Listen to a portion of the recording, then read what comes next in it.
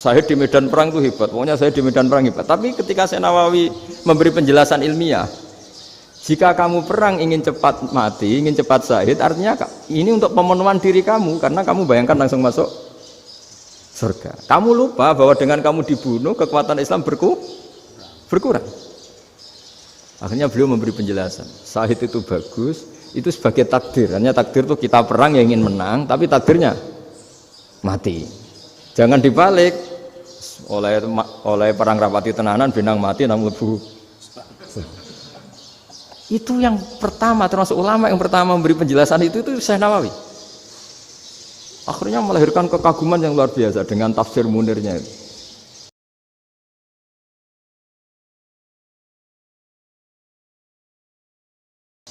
Nah, cara ibadah juga gitu. Kita ini kan, saya ini punya bapak kiai, mbah kiai, punya guru yang sangat alim ya, seorang kiai Memun. Itu dulu kita pengkaji ilmu itu tidak pernah tahu bedanya NU dan Muhammadiyah. Karena dulu Mbah Darwis itu, Kiai Dahlan itu dulu ngajinya bersama Mbah Hasyim ketika di Indonesia yang ngaji Mbah Soleh Darat. Mbah Soleh Darat itu dulu ngajinya sama buyut saya ke-6, namanya Mbah Soleh Asnawi di Kudus. Mbah Soleh Darat itu dulu alim-alimnya orang Jawa ya Mbah Soleh Darat, Soleh bin Umar. Tempatnya di Semarang, tapi beliau itu sebenarnya orang Jepara yang dekat Kudus. Setelah di Mekah, Mbah Hasyim ini mondoknya ya, mulazimnya ke Syekh Mahfud Termas. Tapi sesekali ke Syekh Khotib Minangkabau. Nah, yang Mbah Ahmad Dahlan lebih sering ke Syekh Khotib Minangkabau, sesekali ke Mbah Mahfud. Singkat cerita, karena Syekh Khotib Minangkabau sudah modern ya, terlibat organisasi dunia. Pas itu beliau pengagum Muhammad Abduh, pengagum Rasid Ridho, sehingga bawaannya Mbah Dahlan itu lebih pergerakan karena beliau lebih ngidolakan Syekh Khotib. Nah, Syekh Khotib sendiri sebenarnya orang Minangkabau. Jadi beliau namanya Muhammad saja sebenarnya. Jadi menantunya orang Arab. Oh, itu dicibir mertuanya ini karena punya mantu orang Jawa, orang ndak Arab. Singkat cerita terus si mertuanya bilang gini, kamu jangan pernah bilang kalau orang Arab itu mansa kanal Arab, orang yang bertempat di Arab. Walakin man takallama bi arabiyyin fasihin, tapi orang bisa ngomong Arab secara fasih. Singkat cerita, kalau kamu tidak percaya, nanti suatu saat menantu saya kalau Jumatan, tidak usah kamu kasih tahu, langsung suruh jadi khotib. Nggak usah kamu kasih tahu, sarannya nggak usah kamu kasih tahu. Kalau sekarang kan enggak. Kalau dosen mau jadi khotib kan mengumpulkan materi dulu. Lucunya di antara materinya itu dari TV. Makanya jadi ribet kan khutbah sekarang. Kalau musim corona ya akan ngomong corona, musim apa yang ngomong apa. Jadi lagi-lagi didikte oleh media. Sebenarnya kalau ngomong kan sesuai kebutuhan umat, ini obatnya apa. Tapi enggak sesuai trending topik, itu kan kayak anak-anak gaul. Ini dokter kok gitu kan aneh. Singkat cerita si khotib ini enggak dikasih tahu, saya Muhammad tadi enggak dikasih tahu, langsung disuruh khutbah. Fatakallama bikalamin fasihin. Dia ngomong fasih sekali. Bahkan ngalah-ngalahi fasihnya orang Arab asli. Semenjak itu beliau dapat gelar Al-Khotib, orang yang cakap berpidato berkhutbah. Makanya terus dia Khotib Al-Minangkabau. Jadi orang Indonesia itu luar biasa. Dulu yang namanya orang Indonesia di Arab Saudi itu dihormati sekali karena yang ke sana itu pasti ulama. Sudah alim di Indonesia ke sana, termasuk Mbah Ahmad Dahlan, Mbah Hasyim dulu karena sama-sama muridnya Mbah Soleh Darat. Lama-lama yang ke sana itu TKI TKW itu ya mulai agak dibully.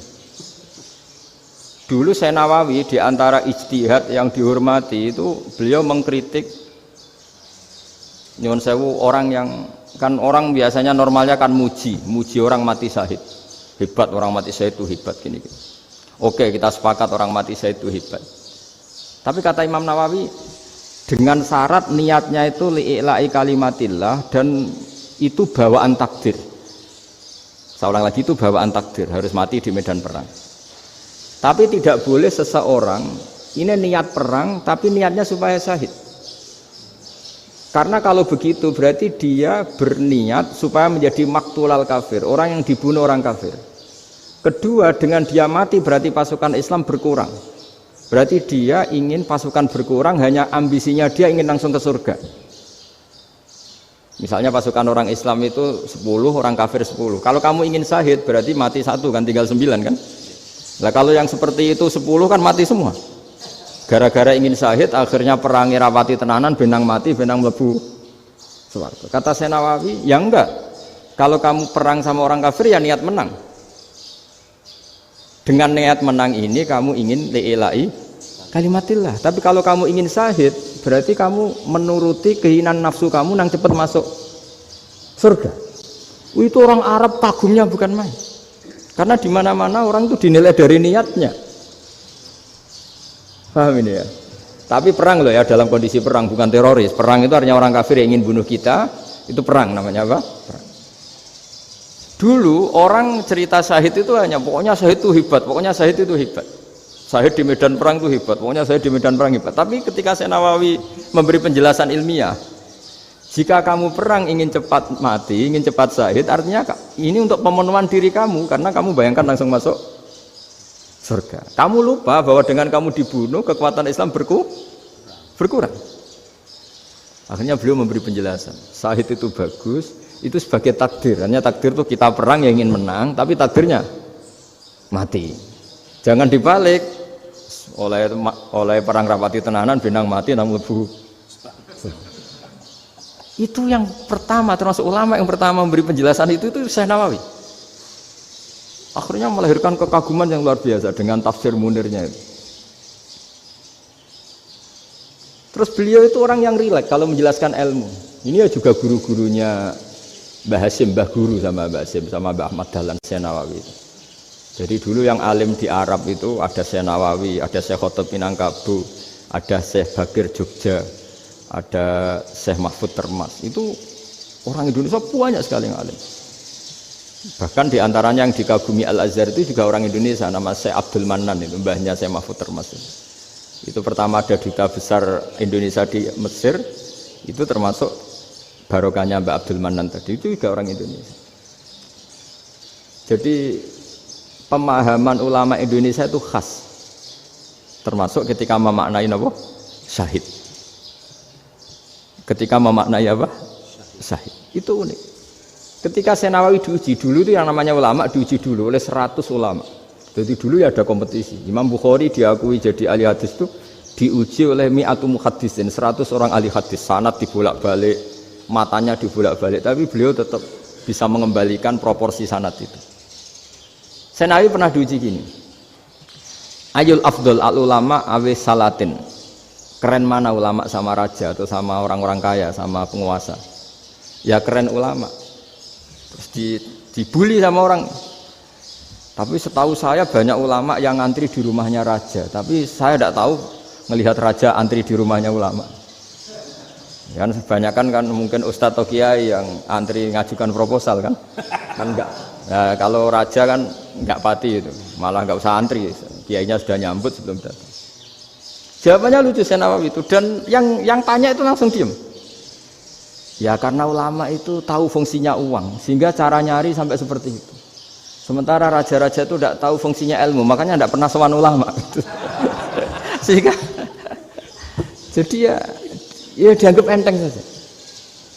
Ulama kan tahu fungsinya uang, tahu untuk pondok, tahu masjid. Sementara raja tidak tahu fungsinya ilmu. Jadi itu khas Jawa ya. Khas Jawa, khas Indonesia. Apa-apa yang menurut orang banyak dengan tanda kutip itu buruk atau baik, itu orang Jawa menafsirkan tuh gampang saja. Sehingga semenjak itu Jawa itu dipandang betul. Saya punya kitab namanya Qadhayal Haji wal Umrah. Itu terbitan Hayatul Ulya Arab Saudi, milik Wahabi. Itu diantara fatwa yang dipakai untuk solusi muskilatul haji, problem-problem haji kekinian. Itu fatwanya syekh-syekh yang dari Indonesia, termasuk Syekh Khotib Minangkabau, Syekh Nawawi Banten, Syekh Bakir Nur Jogja. Misalnya begini, dalam fatwa-fatwa yang menyulitkan kita ya, sampai sekarang jadi perdebatan. Ketika sofa dan marwah itu dengan batas tertentu, saya ulang lagi dengan batas tertentu, mau tidak mau atas nama kebutuhan, itu kan butuh perluasan. Karena kalau naik turun itu mudah disepakati ulama. Jadi misalnya gini ya, saya punya tanah seluas ini. Pasti orang akan mengatakan sampai bawah ya tanah saya, sampai atas tanah saya. Itu mujma' alaih, itu disepakati. Sehingga Nabi ngendikan al-Ka'bah min tuhumil ardi ilas sama Ka'batun. Ka'bah sampai ujung bumi, sampai ke aras semuanya Ka'bah. Sehingga tidak ada perdebatan ulama ketika Masjid Haram ditingkat, kemudian yang di atas sholat. Tetap dia menghadap Ka'bah. Tidak harus diluk melihat di bawah, enggak. Karena Ka'bah sampai langit. Sama, tanah Anda kamu tingkat sampai 10, enggak ada tetangga protes. Karena bawah sampai atas tanah Anda. Tapi kalau diperluas, tanah Anda kamu luaskan setengah meter saja atau 3 cm saja, iso geger mbek tonggo. Karena di mana-mana batas itu ya tadi, kalau atas bawah miliknya, kalau samping enggak. Pertanyaannya, perluasan Mina itu ke samping. Perluasannya Matof yang Mas'a itu juga ke samping. Geger kan ulama dunia. Bagaimana hukumnya Mina Jadid? Mina yang diperbarui atau Mina yang diperluas. Itu diantara rujukan baik yang membolehkan maupun yang menentang. Itu ya Syekh Indonesia. Itu orisinal tuh. Saya punya kitab orisinal terbitan Hayatul Ulya, kira-kira ya kemenaknya Arab Saudi kalau di Indonesia itu yang dirujuk dawuh Syekh Nawawi, dawuh Syekh Khatib Minangkabau. Karena apa? Ada logika khas Jawa. Misalnya begini, meskipun saya tidak perlu fatwa Mina Jadid sah apa enggak, memang jadi perkhilafan ulama. Misalnya kampung ini dinamai Mina. Pertanyaannya gini, tanah yang di samping ini bisa milik Anda apa enggak? Ya bisa Gus kalau dibeli atau dihibahkan. Berarti tanah di samping Anda menjadi milik Anda karena ada proses pengambil alian lewat beli maupun hibah. Nah masalahnya ini negara itu berhak menganeksasi atau memasukkan ini sebagai Mina. Itu ulama Jawa kalau ditanya, alasannya apa? Fa innal muttasila bis hukmu dzalika syai'. Karena yang gantet, yang mutasil itu bisa dihukumi seperti sesuatu itu. Jadi kalau ini Mina, ya yang gantet Mina ini ya bisa dikatakan Mina. Beda dengan membuat Mina Malang Mina, wah itu tidak bisa, tidak mutasil kan. Itu enteng sekali ulama Jawa. Satu ya tentu karena kebutuhan, tapi asal masih al-muttasilu bihi, yang masih tanah yang masih mutasil dengan. Nah, ketika perluasan Mas'ah antara Sofa dan Marwah kan misalnya ini batas luasnya Sofa, ini batas luasnya Marwah. Lalu atas nama kebutuhan, Sofa Marwah itu sampai sini. Sampai agak meluas ke sini. Itu geger Arab Saudi. Wah, ini gimana? Padahal tawaf itu harus antara Gunung Sofa dan Gunung Marwah. Sa'i itu ya. Tapi kalau istilah Quran memang tawaf sama-sama. Makanya apa? Inna Sofal Marwata min sya'airillah faman hajjal baita wa i'tamara fala junaha alaihi ayat tawafa. Nah, jadi kalau istilah sa'i di Quran itu masih tawaf. Karena harus ada, kalau bisa lah, bukan harus. Kalau bisa memang harus ada unsur muternya. Kita kalau sa'i kan dari sini Sofa sampai sini Marwah, terus kan agak muter ke sini. Nah, kan agak membentuk lingkar. Nah, makanya Quran tetap mengistilahkan apa? Tawaf. Jadi bukan sini ke sini terus sini ke sini kan enggak, tapi sini sampai sini terus muter kan? Terus sini. Jadi antara setar dan selama ini prakteknya kan gitu ya. Sofa ngambil sini, terus ke sini, terus agak muter. Nah, karena ada unsur agak muter ini terus orang menyebut apa? Tawaf. Tapi itu bukan syarat sah, ini cerita ideal. Saya ulang lagi ya. Gunung Sofa itu puncaknya atau pucuknya kalau dalam bahasa Jawa itu ya hanya segini, ini sampai sini. Nah, kelompok Islam yang fikih keras nggak boleh diperluas karena Allah memilih tempat ini itu spesial, jadi nggak boleh ke yang lain. Tapi ketika kebutuhan mendesak, mau tidak mau harus diperluas. Itu jawabnya Kiai Jawa lucu. Gunung sing ketok iku sing dhuwure tok. Sikilane luwih ombo. Jadi karena kita kan gunung kan bentuknya gini. Nah, sofa yang kecil itu yang atasnya, tapi sikilannya sini kakinya lebih luas. Jadi boleh perluasan asal tidak melebihi kakinya. Nah, dihitung ya lebih luas. Jadi Kiai Jawa itu Kayak wong delok gunung Penanggungan, kayak gunung Arjuna. Di mana-mana puncak gunung itu lebih kecil timbang kakinya. Artinya diperluas ini bukan berarti tidak di sofa dan tidak di itu khas Kiai Jawa. Jadi jangan kira orang Jawa itu tidak hebat sekali. Termasuk perkembangan hotel di Arab Saudi. Itu dulu sebelum ada hotel. Buyut saya kelima atau keenam dulu haji namanya Badur Rahman. Itu kalau mau ingin menghindari terik matahari itu masuk gua. Itu masuk gua itu hanya separuh badan, kakinya di luar. Jadi jangan bayangkan kalau gua di Indonesia kayak gua Akbar di Tuban orang bisa masuk jalan-jalan, enggak. Gua di Arab itu kayak cepitan batu tidak sampai masuk. Sehingga kepalanya dimasukkan, kakinya masih kena matahari. Saking panasnya Arab Saudi. Sehingga dalam bayangan hijrah ketika Nabi bersembunyi di gua Sur, itu kata Abu Bakar, kalau orang kafir melihat kakinya pasti melihat kita karena nggak bisa masuk penuh. Jadi orang itu mau dempes tok. Sehingga ya kira-kira luasnya gua paling segini. Makanya guyonannya kiai-kiai itu untung enggak kayak gua Indonesia. Kalau kayak gua Indonesia laba-labanya capek karena luas sekali.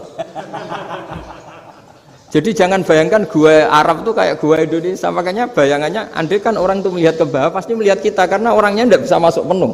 Enggak bisa masuk 100%. Ya kayak cepitan batu lah mirip. Itu kan mirip Gunung Uhud.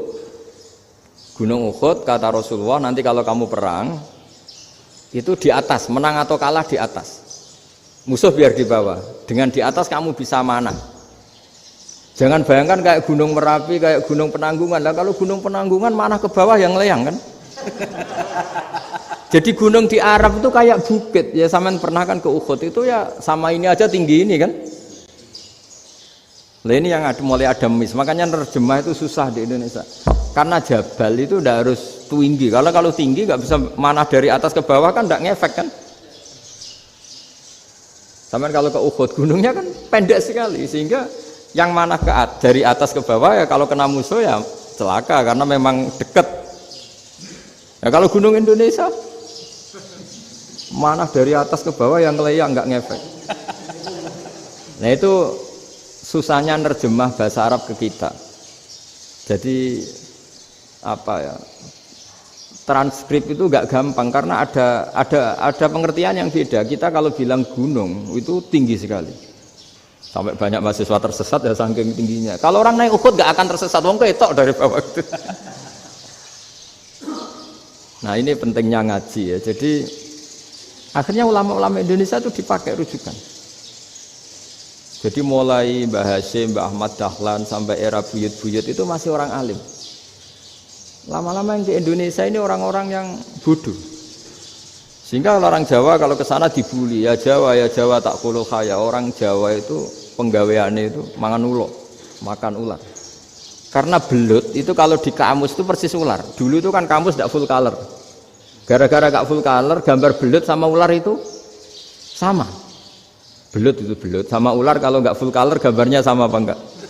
Sama. Terus orang Jawa itu kan masih banyak yang makan bajing itu apa? Ketupai. Bajing kalau digambar tidak full color sama dengan tikus.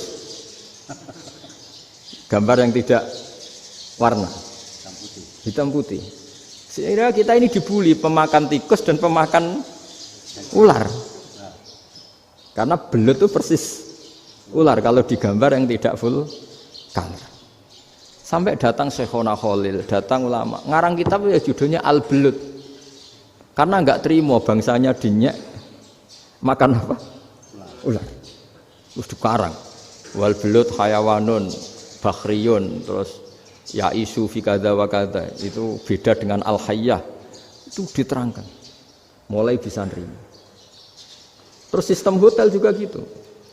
Sampai tanyakan dalam sejarah dulu orang Sedayu ada namanya Syekh Mukhtar.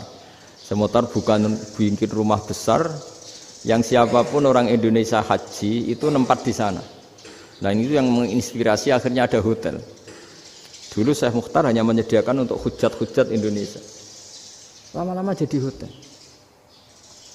Ndak mau saya mau cerita. Kata Mbah Mun sering cerita. Kenapa wa ma arsalnaka illa rahmatal lil alamin, kata Mbah Mun, Allah itu pasti bikin ulama yang tidak produk Arab itu pasti ada. Kalau orang Arab jadi ulama wajar, bahasanya Arab, domisilinya di Arab. Tapi Allah akan selalu bikin ulama yang tidak bangsa Arab. Imam Ghazali itu Tus itu Persia. Imam Bukhari itu kira-kira kalau sekarang ikut Uzbek. Ya.